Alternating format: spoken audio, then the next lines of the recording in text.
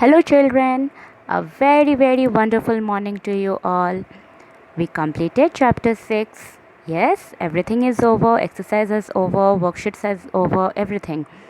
So, today, what are you thinking? That I will start a new chapter? No, not now.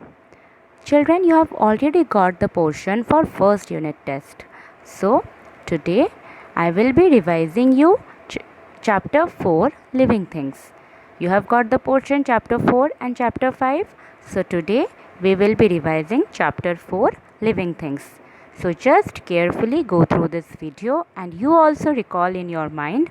Okay, you also revise in your mind how much you have remembered, how much you have learned. Okay, so without wasting time, let's start. What was chapter 4? Chapter 4 was living things.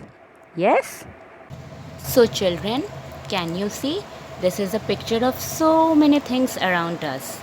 Yes, some are living and some are non-living things. What are living things? Living things that has life in it, living things that can live alive, living things that can survive is called living things. And what are non-living things that do not has life? Like you can see so many things around us, a girl, a boy, a bird, a tree, butterfly, plants, fishes, so many things comes under living things. Yes, but there are some other things which do not have life. For example, you can see a ball, you can see a boat. Yes, you can see the girl is holding a balloon. These are all under non-living things. Understood, children? So these are living and non-living things. You remember, you know very well that non-living things do not have life and living things has. Again, non-living things is been categorized under two types: natural non-living things and artificial non-living things. Natural non-living things which is given by nature, like for example sun, moon, stars, rocks, water, air, then soil, so many things which is given by nature. Those are natural non-living things. And artificial non-living things are the non-living things which are made by human beings, which are man-made. For example, your machines, car, television, aeroplane, fan, tube light, table, chair, so many things are non-living things which are made by human beings, which are man-made, so they are artificial non-living things. Then we read about characteristics or features of living things. How many characteristics of living things we have completed? We have read? Yes, there were 6 characteristics. Number 1, living things move on their own. As you all know, children, living things can move, obviously, because they have life. So animals move from one place to another place in search of food, in search of shelter, and to escape themselves and to protect themselves from enemies. But plants do not move because they can prepare their own food, so they do not have to move from one place to another place.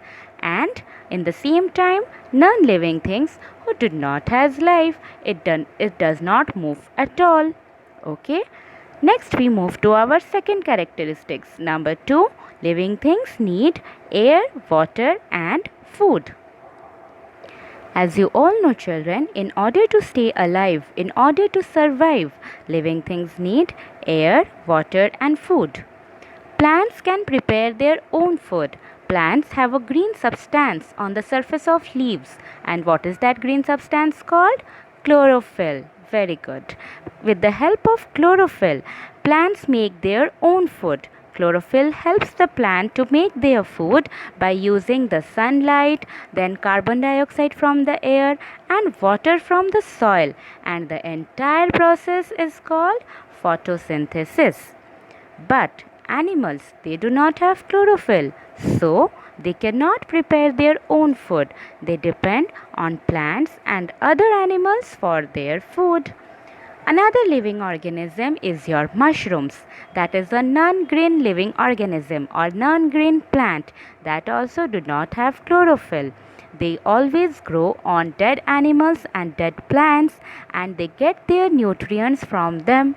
Okay, are you remembering? Are you recalling all? Yes. Next, we move to the third characteristics, that is, living things are made up of cells.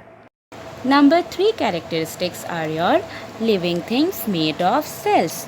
All living things, whether it is your plants, animals, and human beings, all contain cell in their bodies. Our bodies are made up of millions of cells. Wait a minute, what is a cell? A cell is the smallest living thing or the very tiny living part of a living thing. It is the very smallest substance or a very smallest unit or a very smallest part that all living things contained in their bodies. Our bodies is made up of millions of cells. But the cells are so small that we cannot see them directly. We can only see them under a microscope. Understood?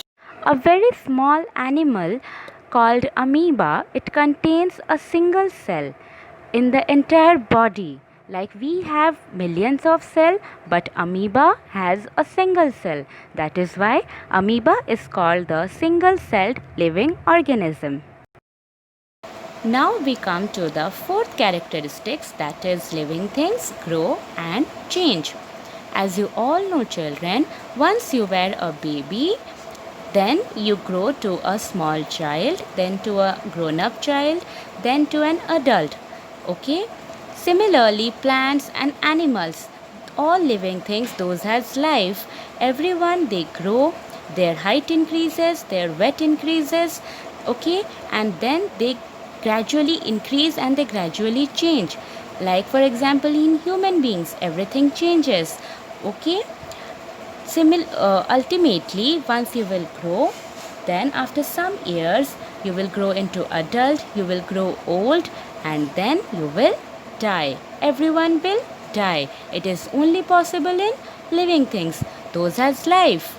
But non-living things, they do not grow and they do not change because they do not have life. Now we move on to our fifth characteristics. What is that? Living things respond to change. Respond means react. I told you previously also. When you feel hot, you immediately run and switch on the AC. You immediately run and switch on the fan. Otherwise, you drink lots and lots of water. When a dog feels hot, it cannot run and switch on the fan, so it starts to pants to keep itself cool. What is the meaning of pant? It means to breathe short and quick. It means to breathe fastly and slowly, quickly. Okay? It brings out its tongue outside and it starts to pant in order to keep itself cool. If anyone is coming towards you to hit you, to slap you, to throw something at you, what did you do? You bend yourself. You duck to avoid getting hit. What is the meaning of duck? Duck is to bend or to lower the head or body in order to avoid of getting hit. Okay? In here children, duck means to lower the head and body or to bend the head and body in order to avoid getting hit. We all living things, whether it is animals, whether it is human beings, we all have sense organs in order to feel the changes in our surrounding, in our environment. Plants are also the living things, so they can also feel the changes. For example, a touch me not plant, it leaves closes when anyone goes closer and touch the leaves of the touch me not plant. Similarly, the sunflower plant, the bud of a sunflower plant faces towards the sun in order to get the sunlight. That is why it also shows that living things, whether it is plants, whether it is human beings, whether it is animals, they react, they respond to the changes in the environment, in the surrounding. But non-living things, they do not have sense organs, they do not have life, so they cannot sense the changes in the surrounding and they cannot respond to anything. Next we move on to our sixth characteristics, that is living things reproduce. Children, you know, in order to continue the life on earth, everything have to move on. All living things have to produce their young ones of their own kind in order to continue their life on earth. So this process is called reproduction. Animals, they reproduce either by giving birth to their babies or by laying eggs. Plants also reproduce by producing seeds or by spores, and there are some plants who reproduce by stems, by roots or by leaves. Did you remember? We have read this thing in chapter 5. Okay. So this is all about living things reproduce. Animals, human beings, plants, birds, all living things, they reproduce to their young ones. But non-living things cannot reproduce. Now we will learn about grouping things. Grouping things means we have to group the things in certain category. There are so many things around us. So all these things have been placed under two categories, living things and non-living things. Again, living things have been categorized under plants and animals. Their further division are also made, but we will learn that in higher classes. Everyone, we all used to group things, we all used to categorize or divide the things in order to identify them and to make our studies easier. Like it is easy for us to understand what are living things and what are non-living things, what are plants and what are animals. So that's why grouping of things is necessary. So here we come to the end of this chapter. I hope you revised in your mind. Everything is clearly remembered by you. You remembered what I taught to you. So children, be honest. I will be giving you a revision set of questions, revision 1 of this chapter. Kindly go through the video and just go through the book. After that, just open the worksheet and start answering the questions without taking the help of anything. And just revise yourself how much you have learned. Okay, in the evening we will be discussing the answers. Be honest children, do not cheat. I know you all are very good children. If you are going to cheat, you are cheating to God. So my dear children, don't cheat yourself. How much you have remembered, just try to answer that. Okay, so we will meet in the evening classes. Till then, take care. Bye-bye.